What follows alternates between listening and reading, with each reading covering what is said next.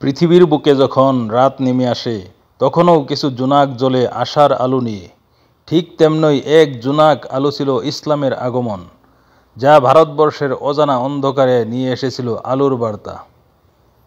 ইতিহাস সাক্ষ্য দেয়, ইসলাম ভারতবর্ষে তলোয়ার দিয়ে নয়, শান্তি, ব্যবসা ও সদাচরণের মাধ্যমে প্রবেশ করেছে।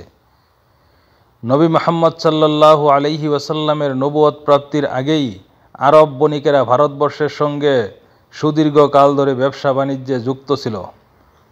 তারা মিশর, ইয়েমেন ও ওমান থেকে সিল্ক রোড এবং আরব সাগর পাড়ি দিয়ে পৌঁছাতো মালাবাল উপকূল, আজকের কেরালায়।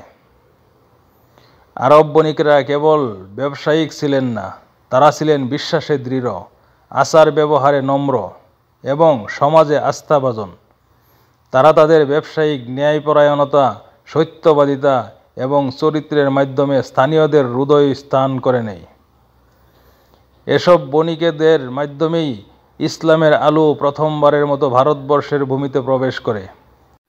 একটি গুরুত্বপূর্ণ কিংবদন্তি রয়েছে চেরামান পেরুমল নামে এক মালাবার রাজাকে নিয়ে।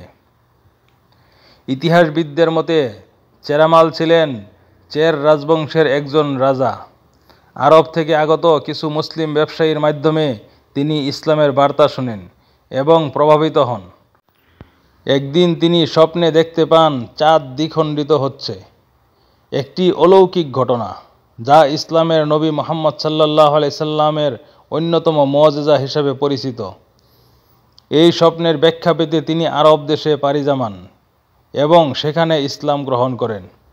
ঐতিহাসিকদের মতে মক্কায় পৌঁছানোর পর রাসূল সাল্লাল্লাহু আলাইহি সাল্লামের সাহাবী হযরত মালিক ইবনে দিনার রাহমাতুল্লাহি আলাইহির সঙ্গীদের হাতে তিনি ইসলাম গ্রহণ করেন, নাম রাখেন তাজউদ্দিন।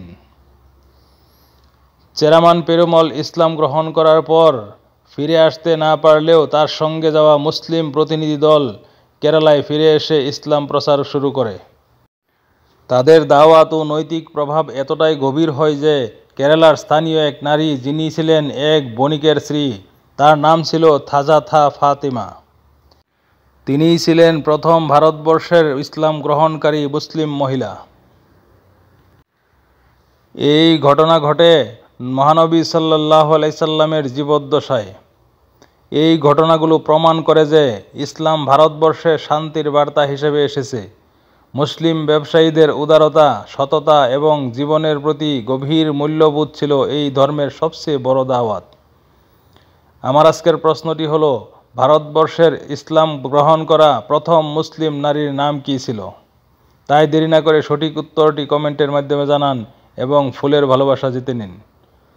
পরবর্তী পর্বে আমরা জানব সেই ঐতিহাসিক মসজিদের কথা, যেটি ভারতবর্ষে ইসলাম আগমনের প্রথম নিদর্শন, চেরামান জুমা মসজিদ।